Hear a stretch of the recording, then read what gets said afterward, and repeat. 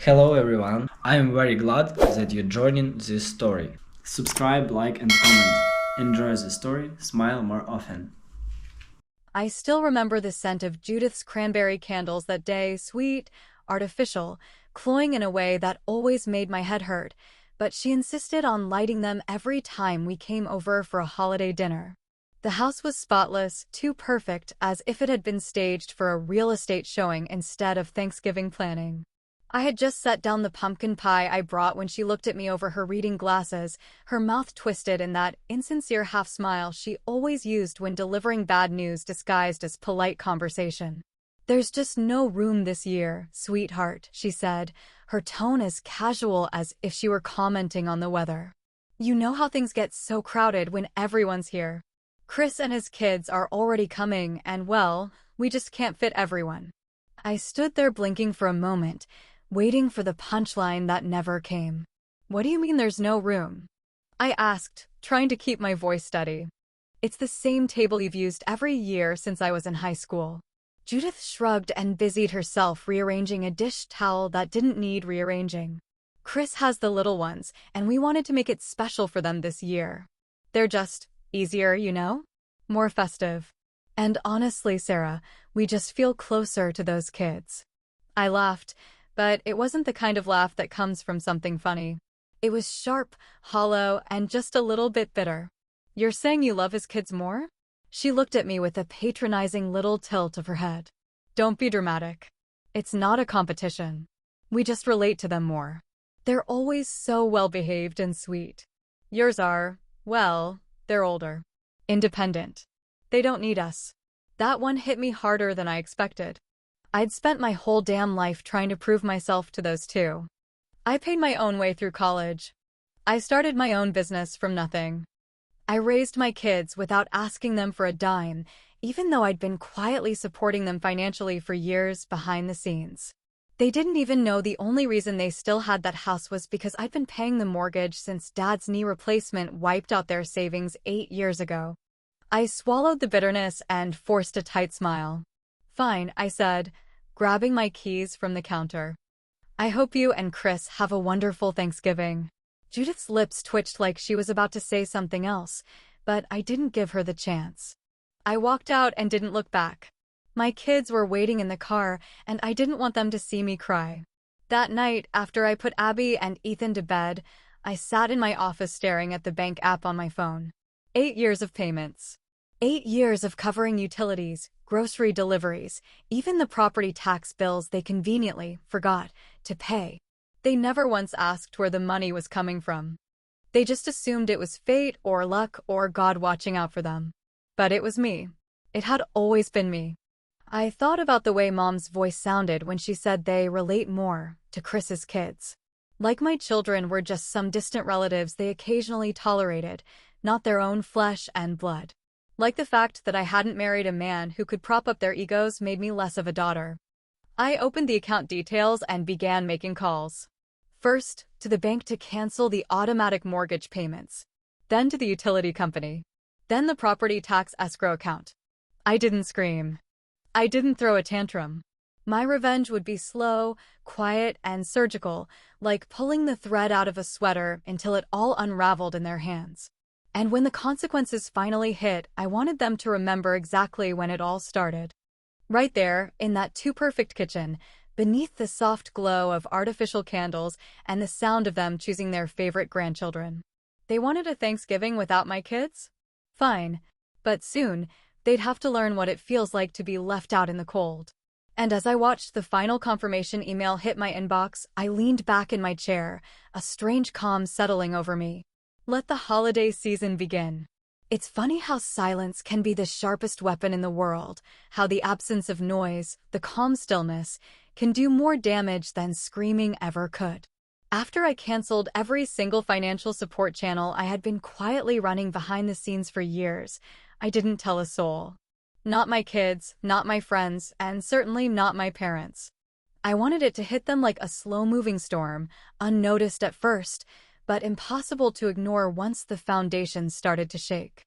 I wasn't looking for a confrontation or a dramatic fight scene in the kitchen. No, I wanted them to feel what it was like to be left out in the cold without warning, just like they had so carelessly done to me and my children. The next morning, I woke up to the first ripple of discomfort from Judith, though she didn't know that's what it was yet. A text lit up my phone at 7:30 in the morning, just like she used to send when she wanted to subtly control the tone of the day. "Morning, sweetie," it read, "just wondering if you're still upset about our Thanksgiving plans. We didn't mean to hurt your feelings. Chris's kids are just in that fun age, you know." I stared at it for a moment, my thumb hovering over the reply button. I could have sent a long-winded message about how her words cut deeper than she realized, about how dismissive she was, how cruel it was to tell me my children didn't belong at their family table. But instead, I just locked the screen and walked away from my phone. I wasn't giving her my energy anymore. That was part of the revenge too. But it got me thinking, how many people out there have been quietly pushed to the edge by the people who are supposed to love them unconditionally?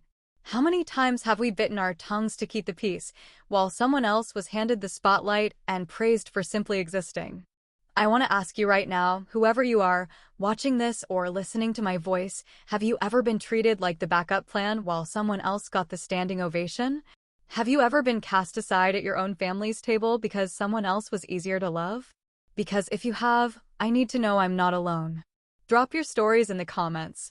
I want to hear them. I want to know this isn't just me. By the second day, more texts started to come in, each one more passive-aggressive than the last. "It's a shame you're being so distant, Sarah. We were only trying to keep the holiday stress-free." Stress-free. As if excluding my children from Thanksgiving dinner was an act of mercy and not blatant favoritism. I didn't respond to any of them. Silence, like I said, was my weapon now. And I was learning to use it well. Chris, of course, had to get involved. He called me later that evening, his voice thick with smug condescension. "You know, Sarah," he said, "you're really blowing this whole thing out of proportion. It's just dinner. You don't need to make it a federal case." I didn't bother hiding my laughter. "Funny," I said. "I don't recall asking for your opinion, Chris." That shut him up for a moment, but not for long. He always thought he could outtalk me, outmaneuver me, play the golden boy role and get everyone on his side. And for most of our lives, it worked. But this time, I wasn't playing the game. The thing is, they didn't know that while they were gossiping and brushing me off, their financial reality was slowly falling apart. The mortgage hadn't been paid in over a week. The utilities were already flagged for missed payments. I knew it wouldn't hit all at once.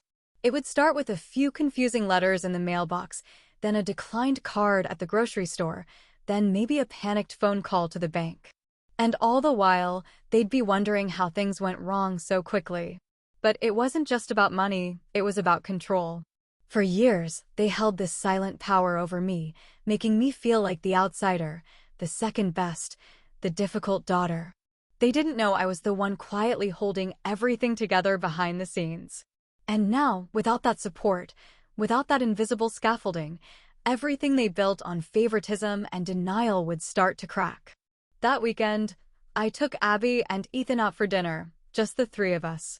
We laughed over greasy cheeseburgers and shared fries, and I didn't say a word about what I'd done. I wanted to protect them from the ugliness of it all, at least for now. But even my daughter noticed something had shifted. "Grandma hasn't called me in a while," Abby said, her voice casual but laced with a hint of hurt. "She usually texts me funny pictures or reminds me to wear a coat."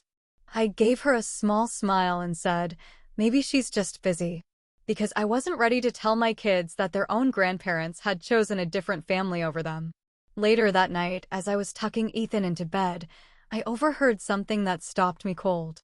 I had just stepped into the hallway when my phone, left on the hall table, lit up with a voicemail transcription. It was from Chris's wife, Dana, clearly meant for someone else.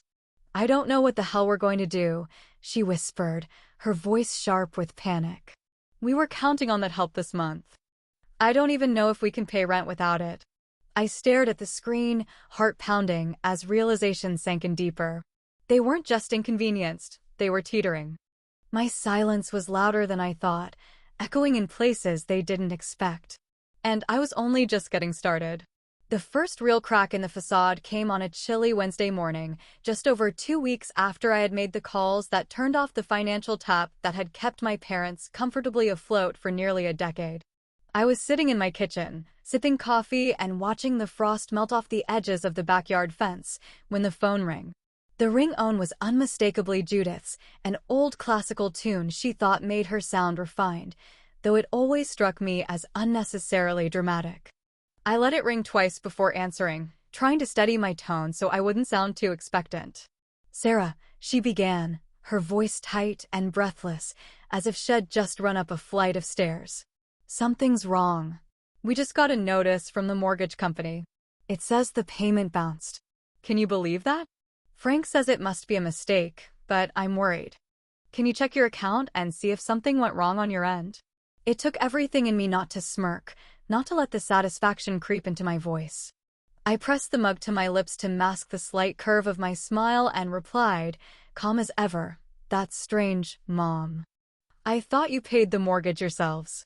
Why would I know anything about it?" There was a pause on the other end of the line, a heavy silence that said far more than words ever could. I imagined her blinking rapidly, trying to reconcile what I'd said with what she thought she knew. She didn't respond right away, so I filled the space with casual confusion. "Did the bank give you any more details? Maybe it's just a system glitch or a late processing issue." Frank got on the line next, his voice gruff and slightly irritated, the way it always got when he didn't understand something.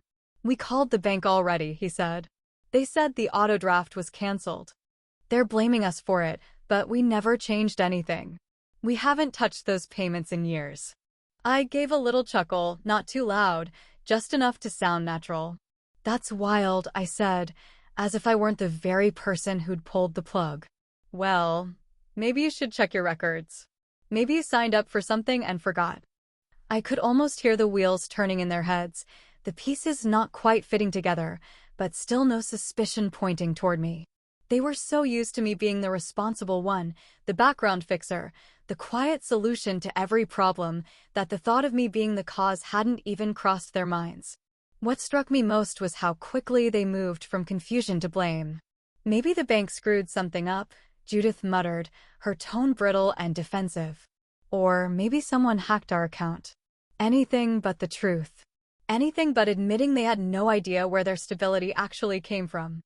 A few days later, the next wave came. I got a call from Dana, Chris's wife, though I didn't answer. She didn't leave a voicemail, but a few hours later, I ran into her at the grocery store. She looked tired, frazzled in a way that expensive concealer couldn't hide, and her smile was strained when she spotted me near the checkout line. "Hey," she said, her voice a little too cheerful, her eyes darting around like she didn't want anyone to overhear. "Have you talked to your parents lately?" I played dumb, feigning concern. "Not really, why?" She sighed, tugging at the sleeve of her coat. "They're kind of freaking out. Something about missing payments and needing to move money around. Chris is stressed. Things have been tight for us too." She didn't elaborate, but I didn't need her to. The dark circles under her eyes told me plenty. That, and the faint scent of worry clinging to her like a second skin. I said something noncommittal and left it at that, but my mind was spinning.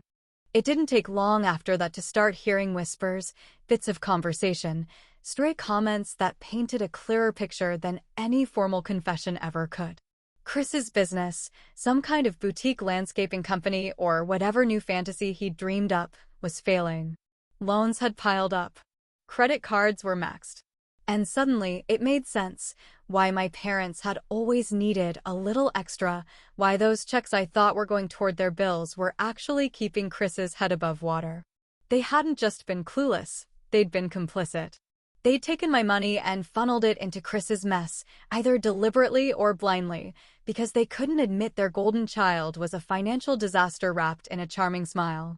And I'd been the fool footing the bill, thinking I was helping two aging parents stay independent when in reality, I was funding their delusion and my brother's irresponsibility. The rage hit me quietly, not like a fire, but like a slow poison. It was the kind of anger that simmers beneath the skin, the kind that doesn't shout, it seethes. I felt betrayed, humiliated even, Not just by them, but by myself for not seeing it sooner. I had always known they played favorites, but I didn't realize just how deep the favoritism went, how much they were willing to gamble as long as it meant protecting their perfect image of Chris. Later that night, I called them again, not to argue, not to explain, but to plant a seed that I knew would grow.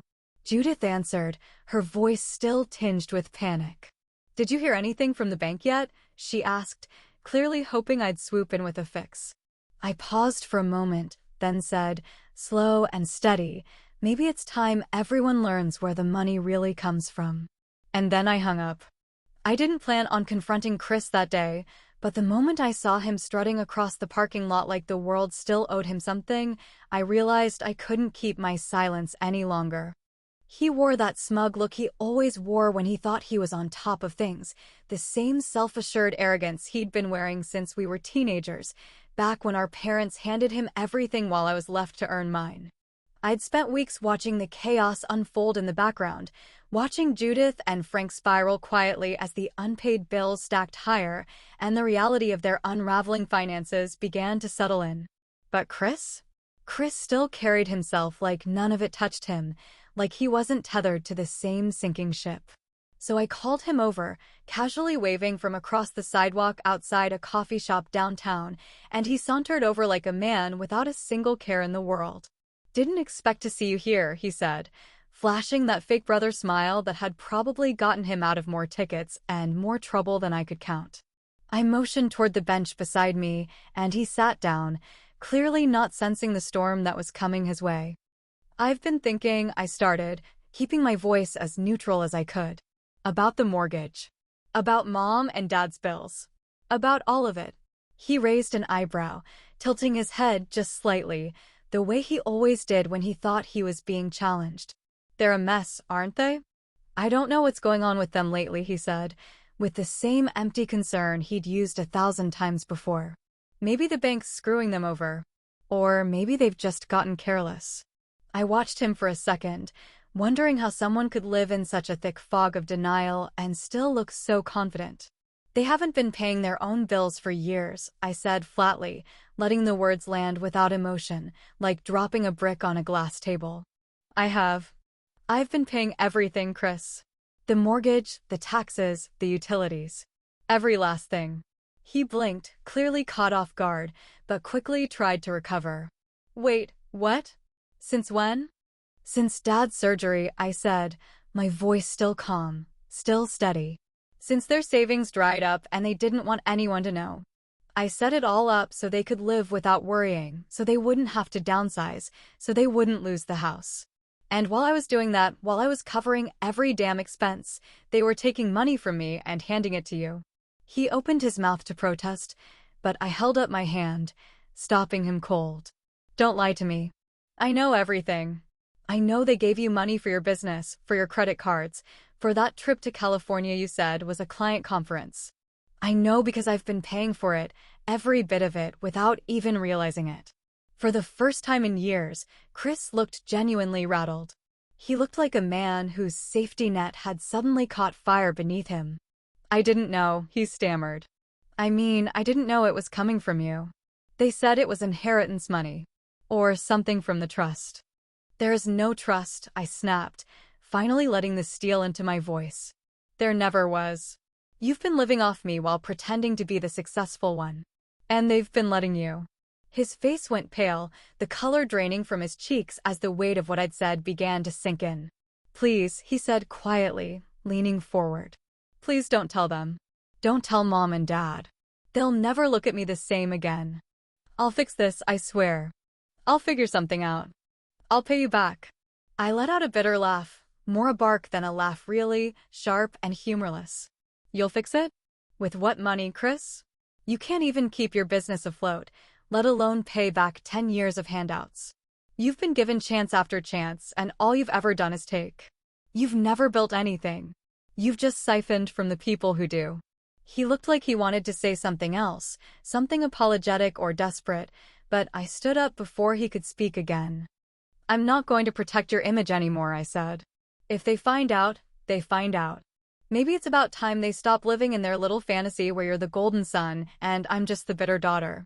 I walked away without looking back, leaving him sitting there on that bench with his guilt spilling out of him like a cracked dam.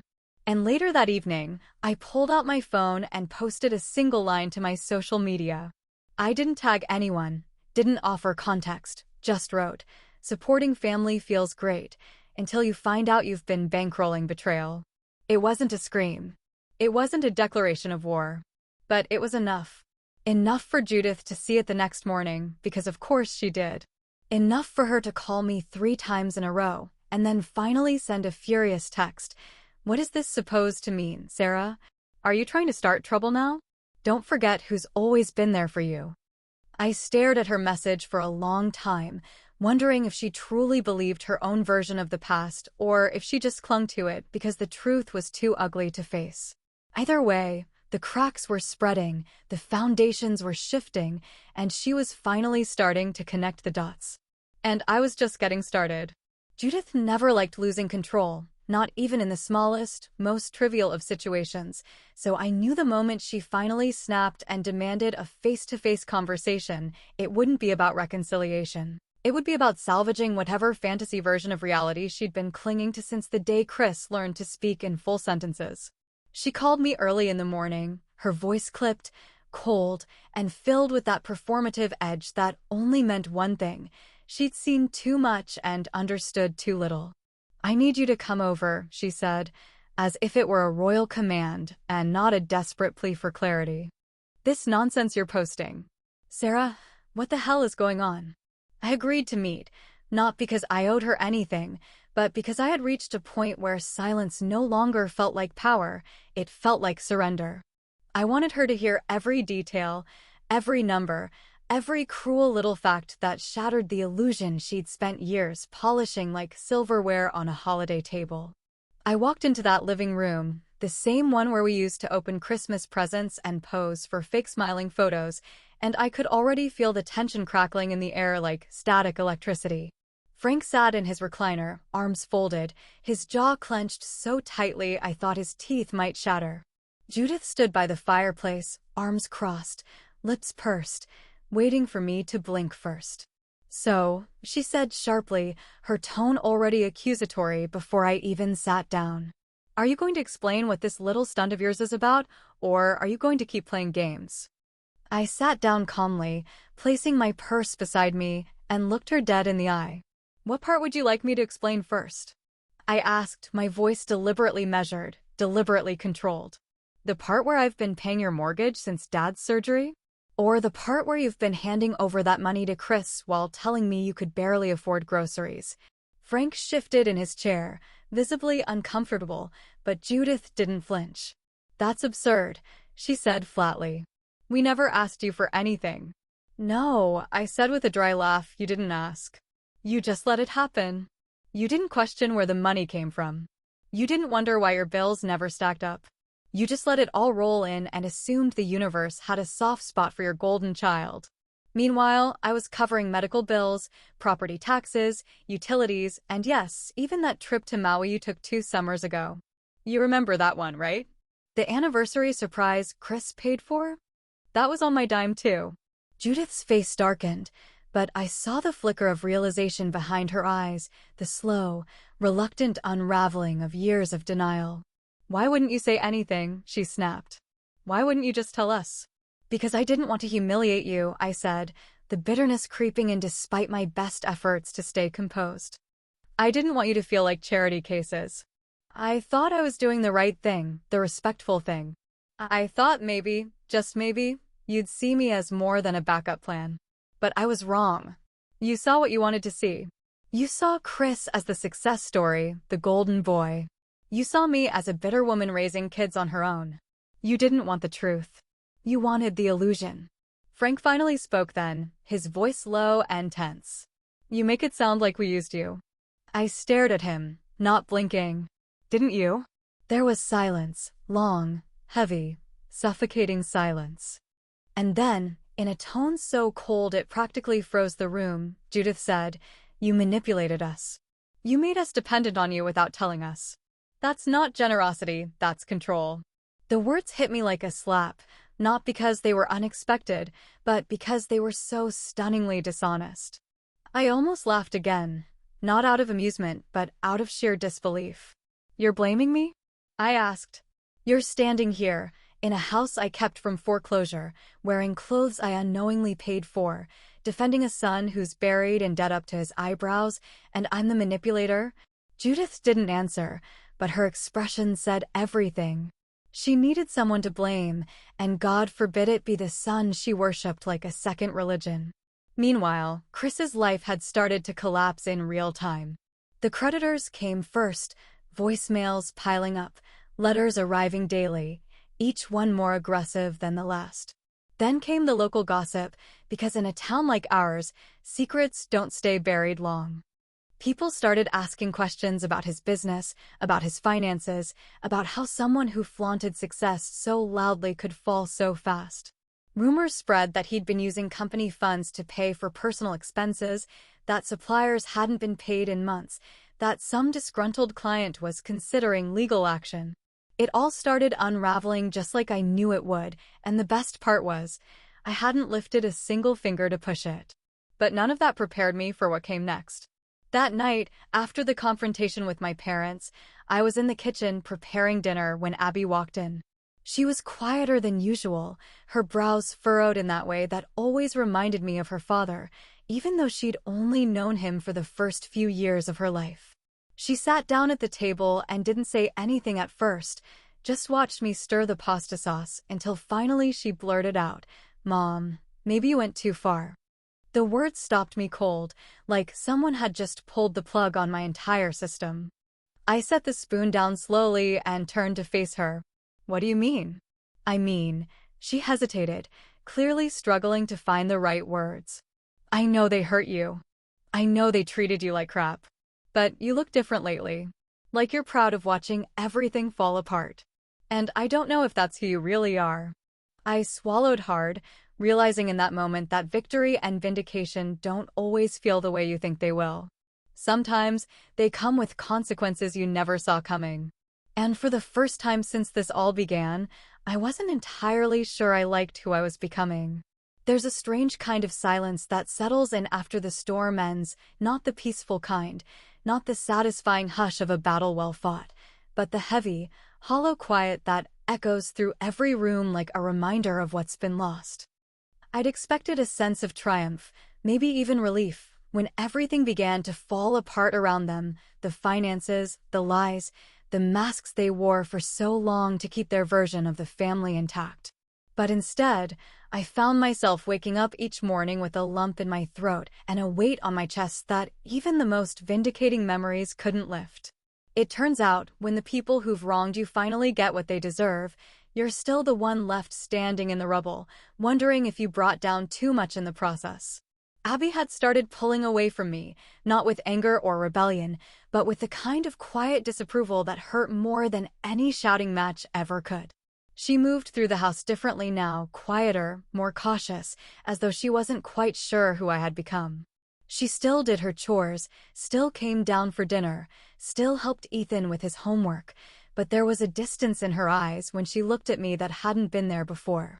I caught her one night, sitting on the back porch with her phone, tears silently sliding down her cheeks as she scrolled through old photos from family holidays.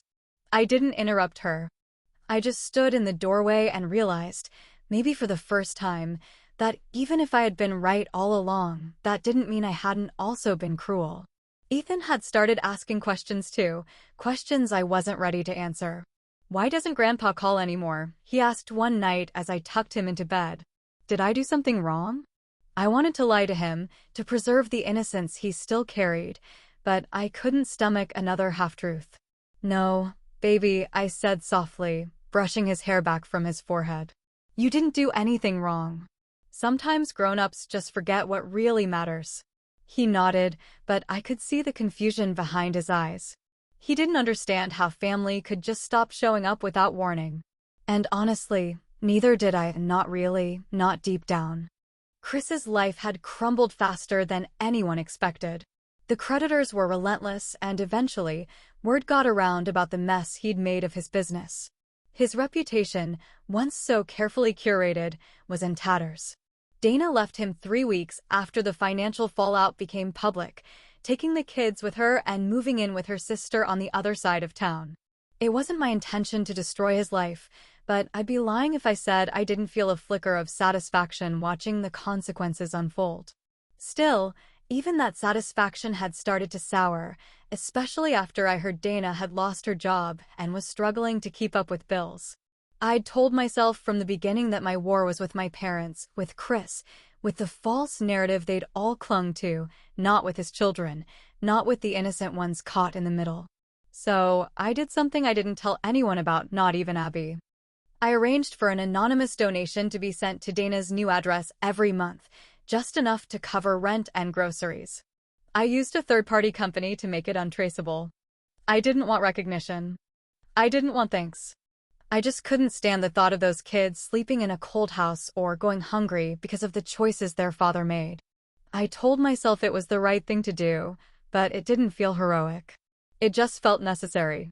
It felt like trying to stitch something back together after ripping it apart with your own bare hands. Judith and Frank tried reaching out again, of course. It started with a handwritten letter, something Judith probably thought would feel more sincere, but it was filled with the same thinly veiled justifications and nostalgic guilt trips they'd always used. They talked about the good old days, about how they missed the warmth of the family, about how holidays weren't the same without all of us together. They never said they were sorry, not really. They just said they wanted to move forward. I read the letter twice and then put it in a drawer, unread by anyone else in the house. They followed it up with phone calls, first one a week, then 3. Each voicemail sounded more desperate than the last. But I never called them back. I couldn't go back. Not because I wanted to punish them forever, but because I'd seen the truth, and it couldn't be unseen. The truth wasn't just that they'd chosen Chris over me again and again, it was that they never saw me clearly to begin with. They saw me as useful, reliable, predictable. They saw Chris as bright, capable, charming.